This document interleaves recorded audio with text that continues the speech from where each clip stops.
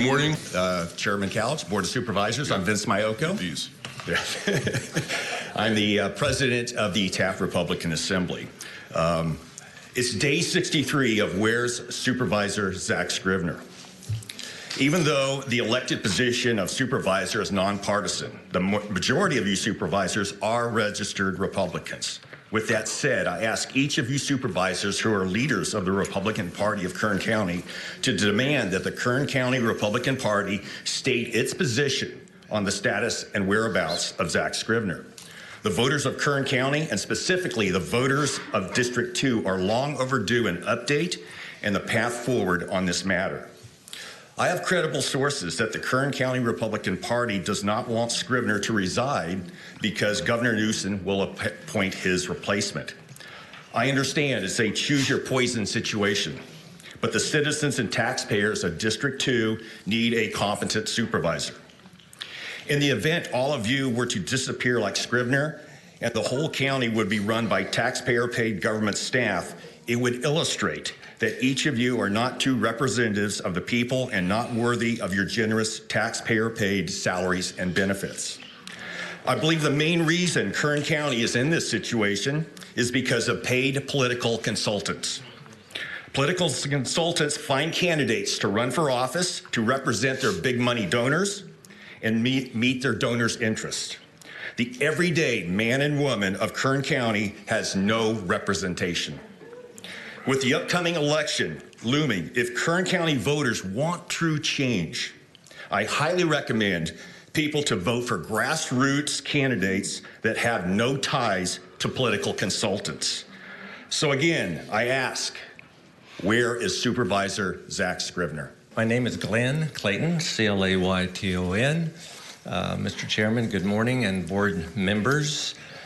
The California State Constitution and statutes say that you, the Board of Supervisors, enact legislation governing the county and determine policies for the operation of our county.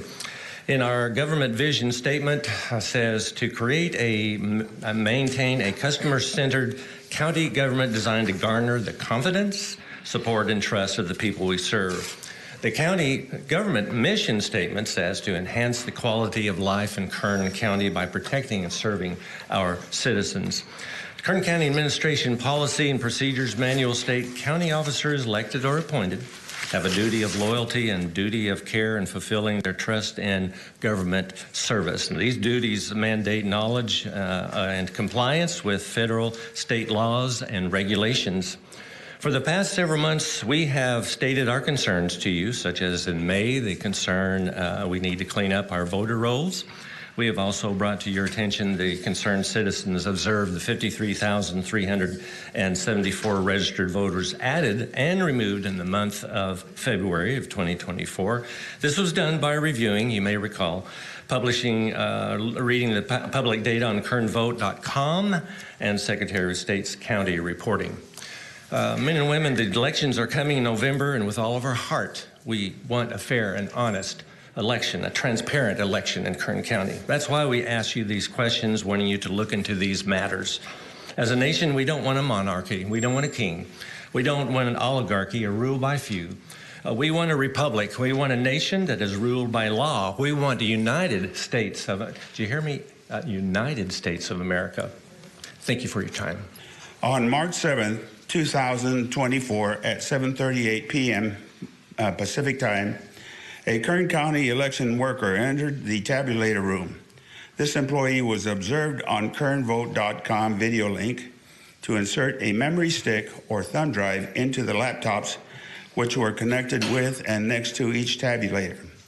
He was then recorded via phone camera, finishing the last two laptop tabulators after having previously been observed inserting the memory stick into the previous laptops.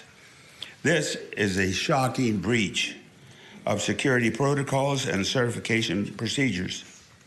The certification of these tabulators is now questionable, and any election results should be suspect.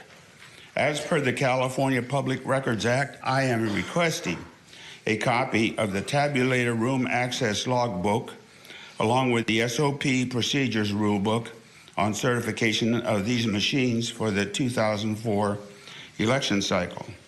I am also requesting a forensic audit of this election, 5 March 2024, because of this breach of protocol and certification standards.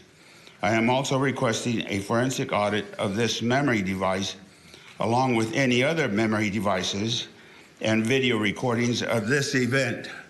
Plus, I am asking for the log entries, or excuse me, the log books for the memory devices and for the tabulators. They tell me that this can't be seen, but I'm pretty sure you can see the basics of this graphic representation. Andy Hensel, Hensel. I wouldn't be so sure. This shows. I'm serious. I can't make that out. I don't know what it is. Okay. I think it says Y right there. I'm going to tell you what it represents. Okay.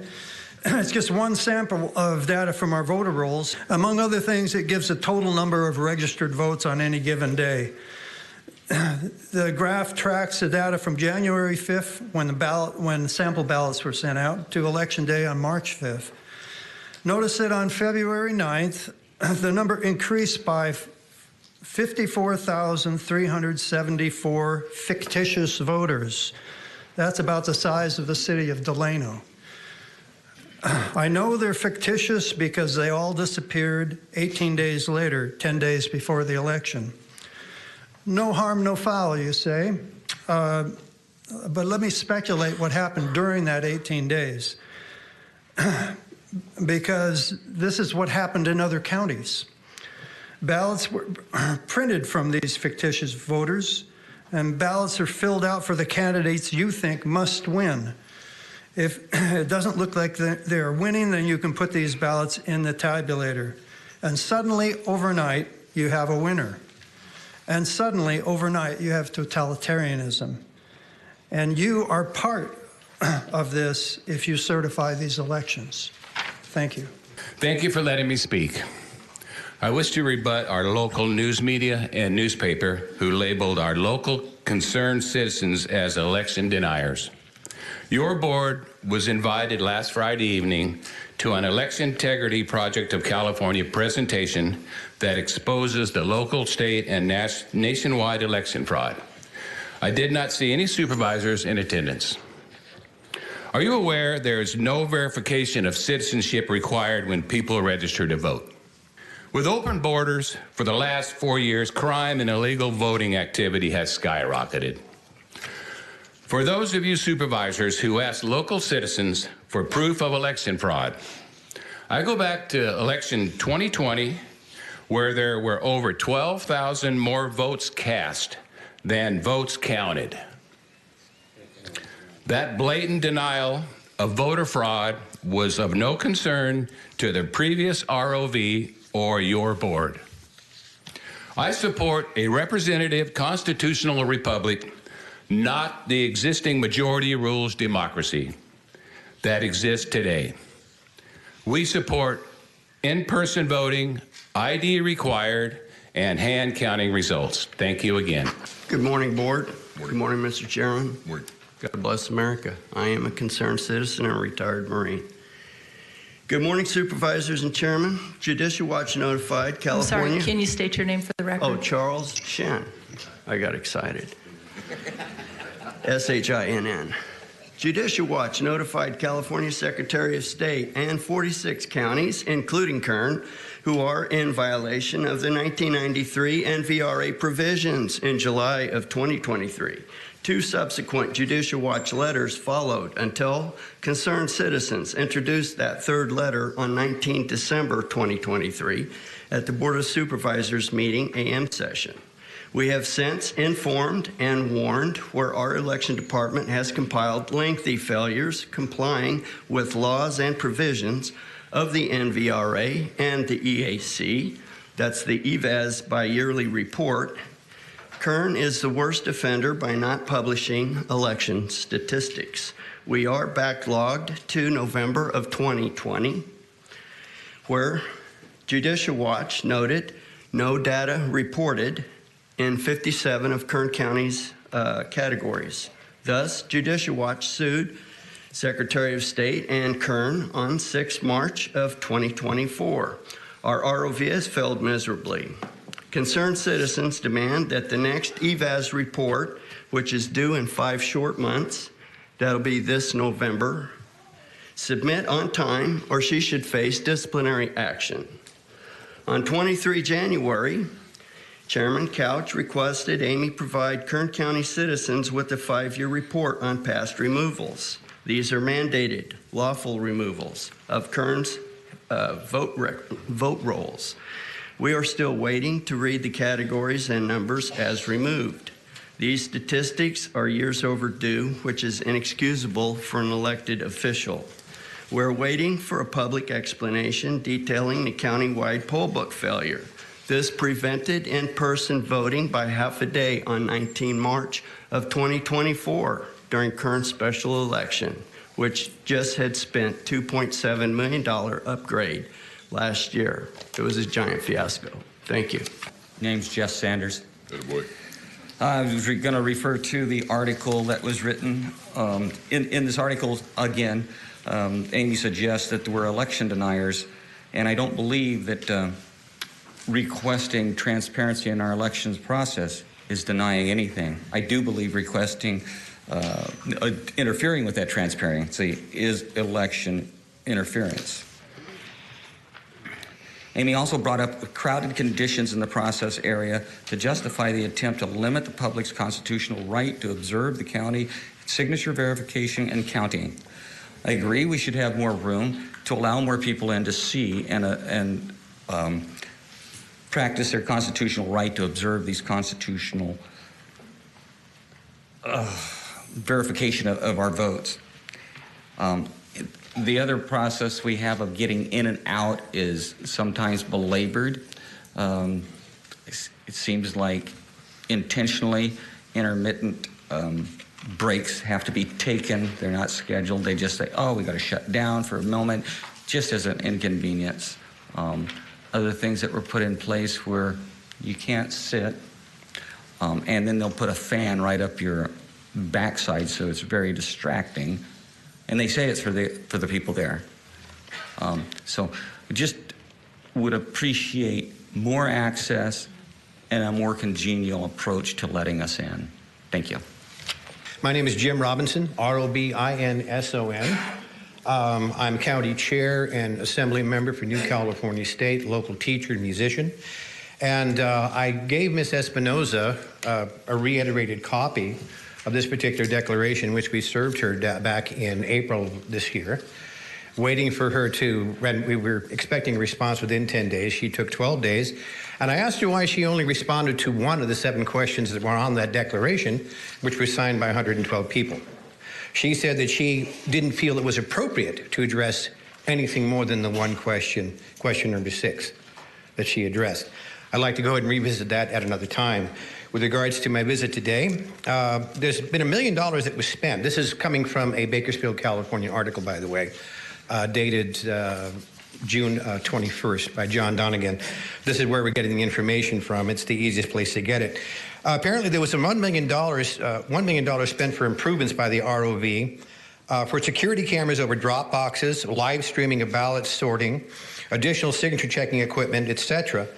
And I was wondering if that $1 million is going to be reimbursed by the Help America Vote Act as the additional $168,000 that's in the next point that I'm going to make. And when will Kern County receive the $168,000 grant that was allocated by the Help America Vote Act to warehouse the voting machines for the purpose of processing ballots? And third point, at the risk of falling prey to accusations of propagating misinformation or disinformation about elections, is it in the interest of transparency that voting equipment is to be prepared at a warehouse under supervision of indoor cameras within a facility accessible only to people with electronic badges? Now, we hear a lot of talk about transparency. We're just not seeing anything other than talk about transparency.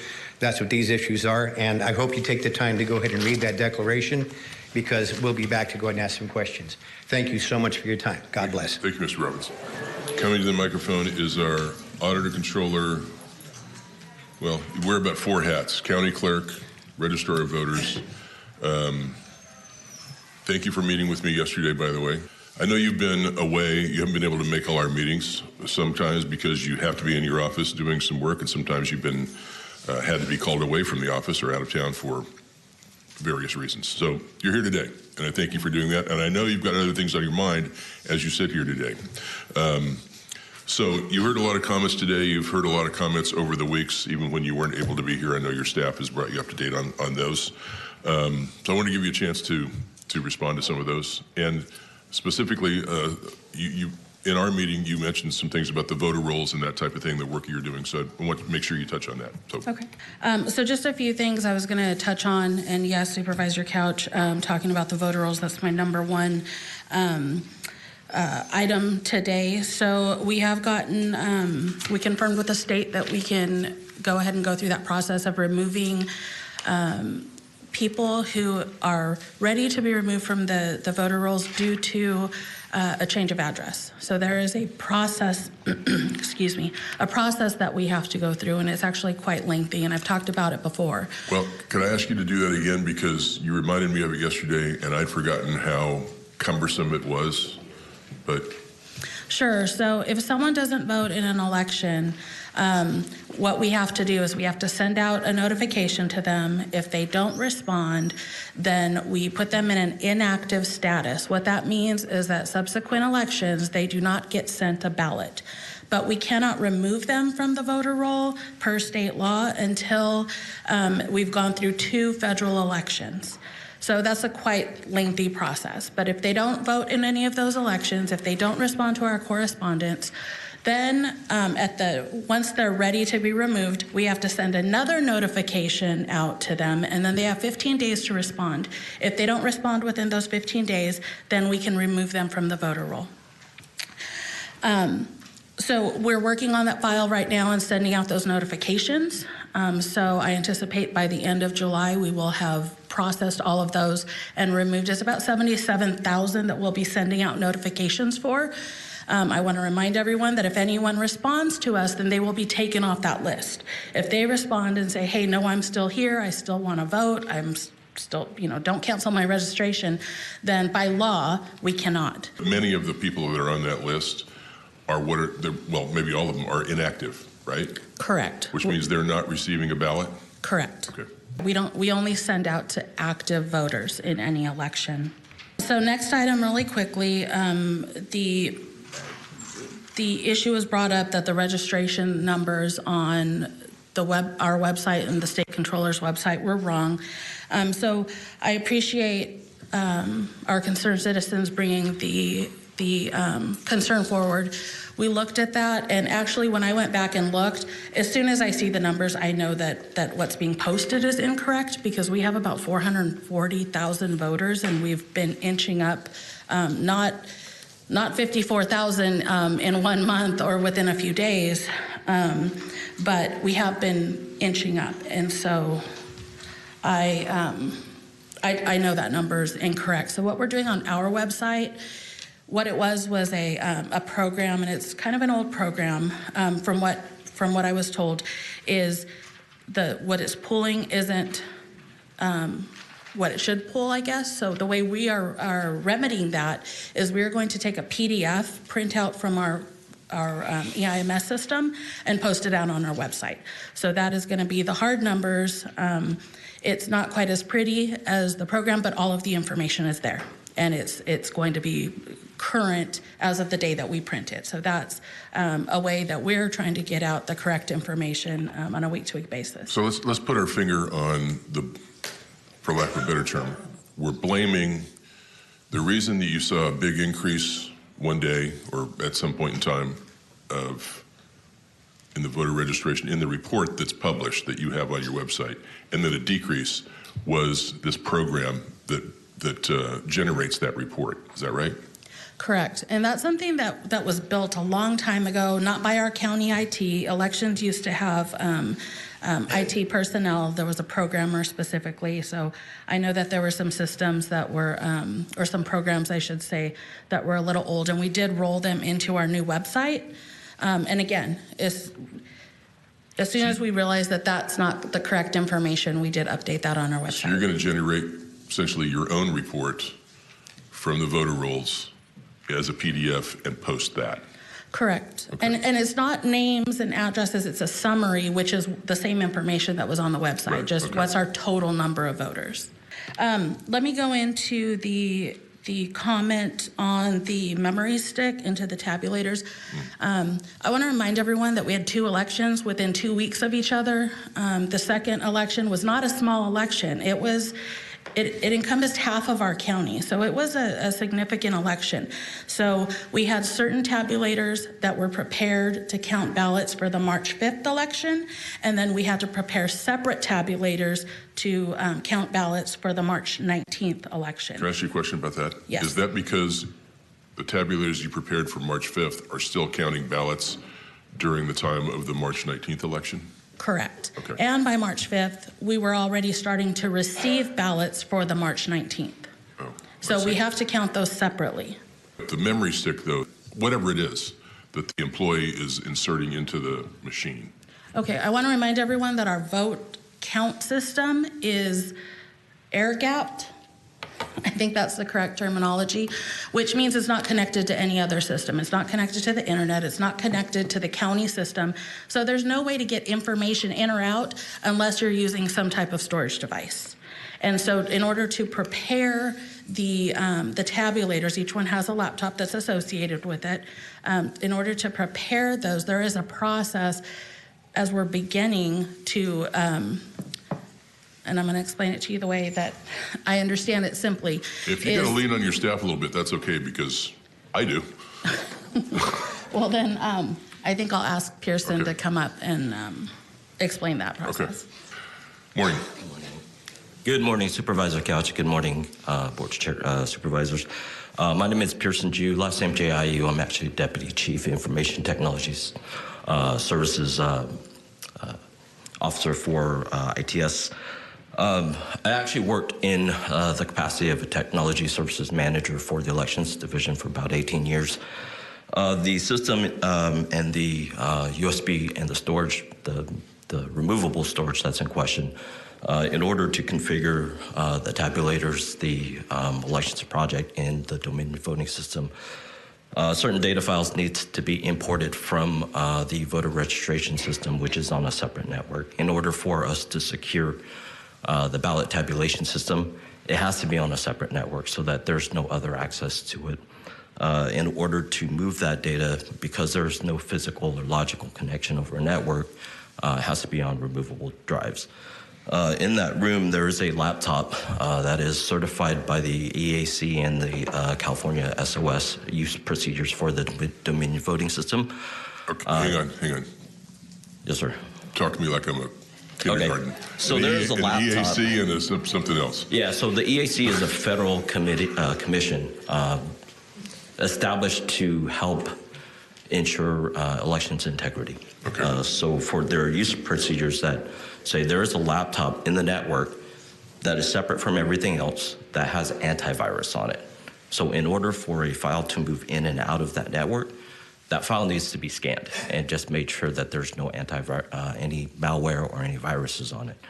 So in order to move data from the voter registration system to help build the election project, that data needs to be scanned before it enters that network. And I'm sorry to ask you all these questions, but I'm trying to put it in words. Not that I don't understand your words, but I might not. And if I don't understand them, then a lot of people that are listening might not. In order to do that, you do that with this, what is it called? It's a memory stick, or what is it? It's a thumb drive, flash drive. It's a thumb drive. Yes, So you're preparing the vote tabulating machines with this thumb drive. You do that with, and this thumb drive is specific to a specific election. That's correct. There are some thumb drives that stay inside that network. So from the Dominion system to the Dominion tabulators, there's infrequently, but when you first build the election project, there's one file that comes over from the voter registration system. That's I don't on think a I've ever different. heard that term, the election project. Does that mean you're counting votes in a particular election? What is the election project? That's correct. So the election project is just basically the election file that's created for a specific election. I see. Okay. Thank you. All right, great. Thank you. I appreciate you. Just really quick on the January 5th, someone mentioned that ballots were sent out soon after January 5th, fraudulent ballots. That's not the case. We did not send ballots out till January 31st, so I'm not sure where that information comes from, but that was our drop date, January 31st, to send out ballots for the March 5th election. The big number in the report, not in the actual voter file, but in the report that was online, you had a big increase and then they were taken off. All that occurred before ballots went out? Correct. Or were printed? Correct, based on the statements that I heard earlier today, Okay. that they checked January 5th, and then 18 days later, which was before the 31st, Gotcha. they saw that fluctuation. Again, those numbers were inaccurate, though, but there wasn't any increased registration and then pulling anyone off. Okay. I wanted to just make a point that the voter rolls do not affect the e-poll book functionality. What e-poll books are, they do not contain ballots. What they are is they replace the paper roster. For those of us who remember going to a poll site, you went to the table, they looked you up in the roster, you had to sign your name. It's just replacing that. We have an electronic way now to look up a voter, have them sign, and then be able to issue them a ballot. Or the e-poll books tell us that if someone has already voted, if they've submitted a vote by mail, then at the poll site, we can tell them, here it shows you've already voted. We cannot give you, we can't give someone a second ballot, but we can have them vote provisionally. So a lot of times people don't remember that they voted, especially because now we have a month before when people are receiving their ballots. Someone drops it in the mail, and then it's getting closer to election day, and they're going, gosh darn it, I can't find my ballot. Did I vote? And anytime we recognize someone who has voted twice, all of those names are sent over to the district attorney. So when somebody has sent in a ballot, take that situation right there. They've sent in a ballot, and then they've gone to a voting site to vote, and they get a provisional ballot because your worker there notices you've already sent in your ballot. Mm-hmm. And they voted. Which one do you count? We count the one that came in first. Okay. I wanted to also just mention the greater access to observation. Someone came up and made a comment that we are not transparent enough for observers. I just want to remind the public that we have increased our area to even do signature checking with observers in mind. They do have to come into our office, but they can come in and observe. We've expanded those numbers of workstations where people are checking signatures, the initial signatures. And then we also have live streamed our vote by mail room. We've also live streamed our count room. We have set up within our office for folks to come in and watch the cameras that are on our drop boxes throughout the county. And so I just want to remind everyone that things that we've done over this last year and a half to really increase transparency into the voting process for our voters to pop in to see what does that process look like, to see our workers working. And so I just wanted to remind everyone of that. I'm not sure where the comment came from, but I just felt that I needed to remind everyone that we've really been doing a hard job in increasing that transparency. Your office in that area wasn't designed in the beginning to make it accessible and easy for people to come in and watch that, so you've had to modify it over time. If you need to do more of that to ensure the experience for folks, that it's open, transparent, and feel free to at least let us know. Based on the presentation we're going to get in a little while, we might not be able to do that right away, but at least we'll have your recommendation and can consider it. Okay. I just wanted to mention one more thing, if I may. For the $168,000, yes, the item that came before, so that is going to be offsetting one of the projects that we're doing, the cameras at the warehouse. And someone mentioned that we're putting in a badge-only system, which is actually higher security. So yes, the room that has the badge access will only be accessible to people who actually have a badge. It's not an open room. We're installing it to increase security, and I want to make sure that the public knows that, because I felt that the way it was presented was that we were trying to hide something, and it really is to increase our security. And during the time that we are preparing our equipment, that area does have to be open to observers. So it's the same as here in our office. And so I just want to make sure that the public and your board is aware that even though we increase security in areas, it doesn't mean that it's inaccessible to observers during the time that we are required by law to allow observers in to watch what we're doing. Okay. Questions from the board? Supervisor Peters? Thank you, Chairman. I have a question. Well, it was brought up a couple times about I think it was the DMV that automatically registered voters, even non-residents or non-citizens. How does that work as far as our local voting system? Is there, I know we're bound by state laws and voter ID requirements and all that, but are there any measures in between when those registrations happen through DMV till the time that, let's say, that a non-citizen may vote in an election in Kern County? Are there any things to circumvent that, or? So I can tell you that we follow all of the laws of the state as we're registering, and on the DMV website, it is asking someone whether or not they are a citizen. And then they have to choose whether or not they're going to register to vote. But the question about citizenship comes up before.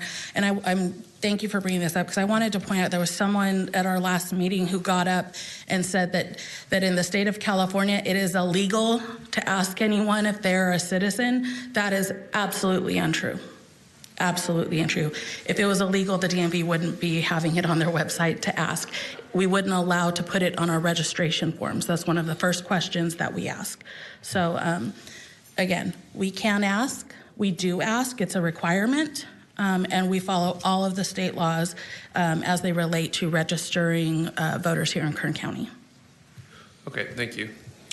You know, in our meeting, you and I met yesterday, and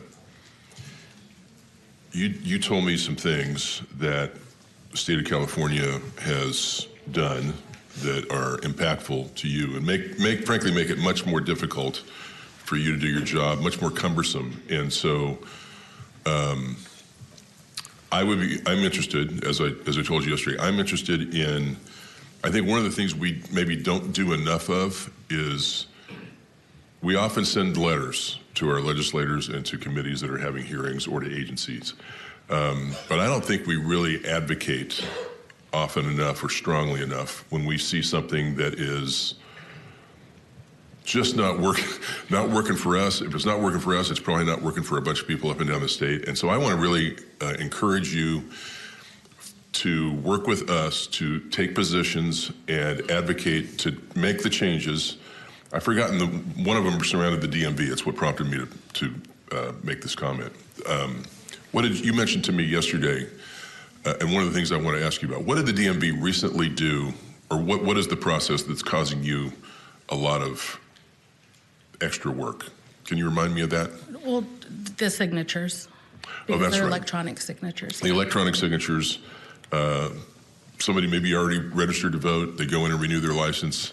They scribble because they're not really paying attention. It only picks up what's in the little space, and then you've got to use that signature. And then when they sign their ballot in the future, it looks nothing like that, and it just creates. Then we have to send out a cure letter so that someone can sign their signature, and then we can count their vote. Mm-hmm. So there are little things like that that I think we ought to raise to the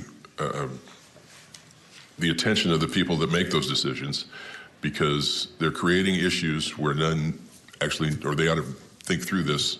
How are these things going to affect the people that actually do this type of work? So I'd like to advocate, help you advocate to make your job smoother, easier, and just more effective for people have a better experience when they're voting. Anything else you want to tell us today? Get on the record.